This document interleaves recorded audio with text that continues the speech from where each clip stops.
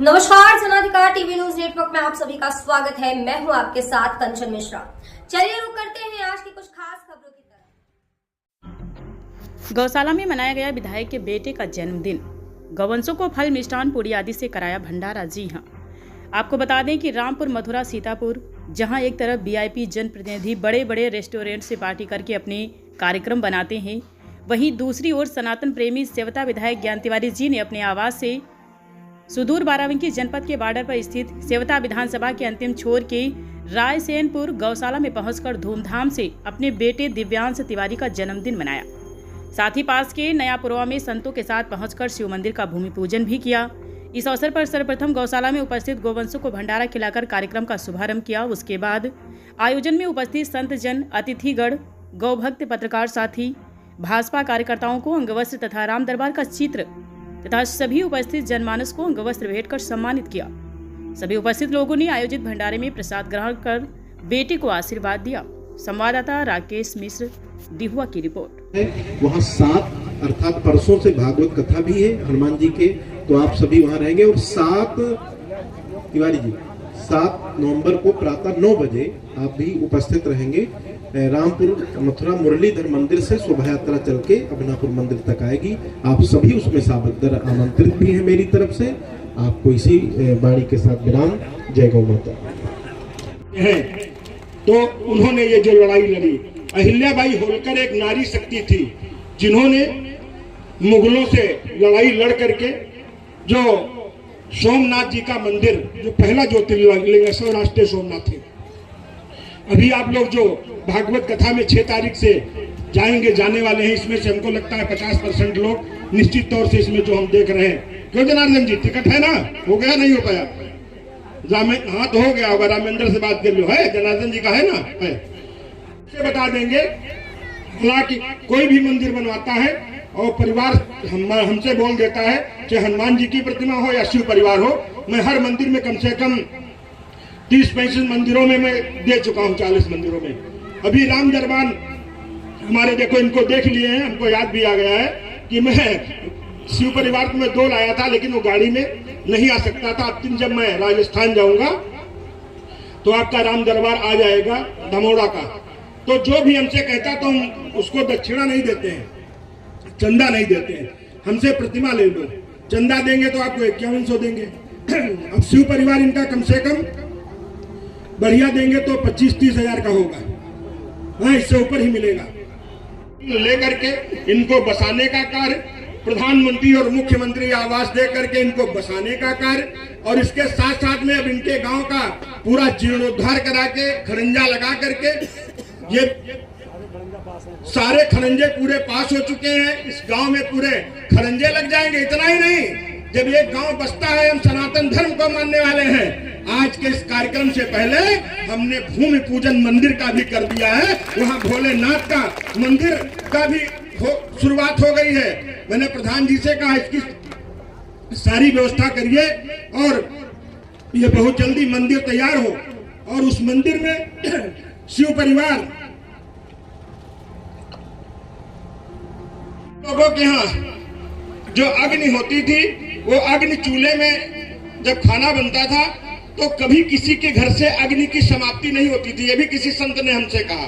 चूंकि आप अपने हो यहाँ पे, इसलिए मैं अपनी बात कर रहा हूँ। इसका चिंतन करना चाहिए। आज रोटी गैस पे बनती है, और जब गैस पे रोटी बनती है तो खटाक से जलाया जल गई, खटाक से बुझाया बुझ गई। अब लेकिन हमेशा दीपक नहीं जल सकता। उस कच्चा जमाना था, दूसरा जमाना था, वो आग ही नहीं जल सकती है। पुराने जमाने में आप देखिए क्या होता था, कभी किसी के यहाँ से आग ही नहीं। सुबह जब चूल्हा जलता था तो माचिस की जरूरत नहीं होती थी। जो इसमें बुजुर्ग होंगे 60-70 साल वाले, उनको पूरी तरीके से मालूम होगा। तो वो अग्नि या तो पड़ोसी के घर से आग मांग करके आ जाती थी। इस नाते आप सबसे निवेदन है, जब अग्नि घर में जलती है, 24 घंटे अग्नि जलती है, तो आपके घर में भूत प्रेत नहीं आने वाले हैं। 24 घंटे अगर आपके घर में अग्नि जलती है तो कोई बड़ी, जैसे कैंसर हो गया या बड़ी से बड़ी बीमारी आपके घर में नहीं आने वाली है। आपके घर में सुख, क्योंकि इस कलयुग में साक्षात अगर कोई देवता है तो सूर्य देवता है और अग्नि देवता है।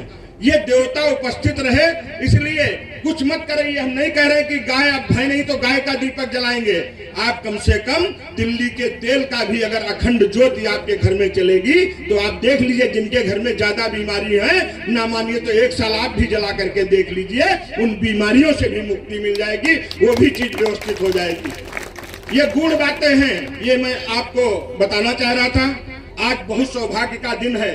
ये जो गांव बसा हुआ, आचार्य जी से कहा यज्ञ संपन्न हो गया, तो आचार्य जी ने कहा कि आपका कार्य पूरा हो गया। और वो यज्ञ हुआ था पुत्र प्राप्ति के लिए, क्योंकि कैलाश पर्वत पे बर्फ में रहते रहते तो पार्वती जी ने कहा कि हमें पुत्र की इच्छा है, तो भाई यज्ञ हुआ पुत्र को लेके। राजा दशरथ के भी पुत्र हुए थे, तभी उनके भी यज्ञ हुआ था, तभी उनके राम लक्ष्मण भरत शत्रुघ्न 4 पुत्र हुए थे। तो इस नाते अगर सुंदर और अच्छा पुत्र हो तो इसके लिए भोलेनाथ ने भी यज्ञ कराया। तो पार्वती जी ने कहा आचार्य जी से दक्षिणा, तो अरे अब भोलेनाथ जिसके जजमान हो तो आचार्य जी दक्षिणा मांगेंगे। अगर मोदी जी बैठे हो, जब काशी में पूजा करते हैं भोलेनाथ की, तो आचार्य दक्षिणा के लिए अगर मोदी जी कहें भी तो कहीं आप लोग सोच लीजिए। तो उन्होंने कहा नहीं, पार्वती जी को घमंड था जो सबसे सुंदर हो वो आप मांग लीजिए। तो उन्होंने कहा नहीं, जो आपकी इच्छा हो दे दीजिए। तो पार्वती जी ने कहा जो मांगोगे वो मिलेगा। तो उन्होंने कहा जो इच्छा हो आप दे दो। तो उन्होंने कहा जो दुनिया में सबसे सुंदर हो वो दे दो, वो मांग लो। तो फिर जब ज्यादा जिद किए उनसे, तो आचार्य जी ने कहा, अगर वो आचार्य कहीं प्रेमदास जी जैसा हो या राघवदास जी जैसा आचार्य हो तो क्या बोलेगा, सत्यम शिवम सुंदरम। सत्य ही ईश्वर है, और जो ईश्वर है वो कौन है, जो आदि अनंत, जिसका कोई अंत नहीं है, भोलेनाथ हैं। तो कहा भोलेनाथ से सुंदर कोई नहीं है, इसलिए सबसे सुंदर तो भोलेनाथ है। जब भोलेनाथ को मांगा तो पार्वती जी को तो एकदम कितना तगड़ा करंट लगा, समझ लो। ये जो आपकी लाइटें जल रही है, ये नहीं, इससे बहुत बड़ा जो दुनिया का करंट होगा तो कितना बड़ा होगा कि अगर जिसका पति दान में चला जाए तो पत्नी क्या करेगी, वो भी सती जी। तो उन्होंने कहा जब पति दक्षिणा में गए तो मैं क्या करूंगी। तो उन्होंने कहा अब हम इसी अग्निकुंड में अपने को समाहित कर देंगे। इतना उनका सोचना भर हुआ, इतने में ब्रह्मा जी, विष्णु जी, सारे देवता वहां उपस्थित हुए। तो उन्होंने जब इस संकट को देखा तो उन्होंने कहा यदि अगर भोलेनाथ से भी सुंदर कोई चीज आपको दे दी जाए, अगर भोलेनाथ से भी सुंदर कोई चीज दे दी जाए तो आचार्य जी आप मानोगे। तो अगर राघवदास जी जैसा होगा तो कितनी देर लगेगा, रे आप भोलेनाथ जी से सुंदर दे दो, हम तुरंत मान जाएंगे। तो उन्होंने कहा जो गाय है ये भोलेनाथ से भी अगर सुंदर है तो ये गाय है, वो यही गाय है जो 14 रत्नों में एक रत्न प्राप्त हुआ था।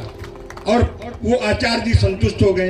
ये जो गौदान की महिमा है ये वही है। ये भी हमारे पूज्य राघवदास जी ने कहा भी था, ये इस सागर को भी पार करेगी, मतलब इस जीवन की भी नैया पार करेगी। और जब हमें कोई नहीं सहारा मिलेगा तो भवसागर भी जब हम ऊपर जाएंगे तो वहां भी गौ माता पार करेंगी। इसलिए गाय की सेवा हमेशा दिल से करनी चाहिए, नहीं कि तुम सारी गायों की सेवा कर लो। जब कभी भी कोई आपका मन करे, आपको लगता है कि आज हमारे सर में दर्द है, आज हमारे घर में तकलीफ है, हमारे घर में संकट है, आप कुछ न करिए, गौशाला में चले जाइए, 150 रुपए जितना बन सके आप गाय को खिला दीजिए, सिर्फ स्नेह कर दीजिए, तो आपको वो पुण्य मिलने वाला है। यही गौदान की महिमा है। और जब आप गाय की सेवा करोगे तो पुत्र रत्न की भी प्राप्त होगी, बीमारियों से भी मुक्ति मिलेगी। एक और आपको मैं बोलता भी रहता हूँ, एक और आज एक गूढ़ बात बता रहा हूँ। कर देते हैं, सब कुछ करते हैं। हमारे धर्म में पहली रोटी गाय की थी। गाय में जितने देवी देवता हैं वो सारे के सारे देवी देवता, एक ये देखिए चित्र बना हुआ है, गौ माता का चित्र बना हुआ है, देखिए इसमें सारे देवी देवता हैं। गाय ही एक ऐसा प्राणी है जिसका गोमूत्र से लेकर के गोबर में भी देवी का वास होता है।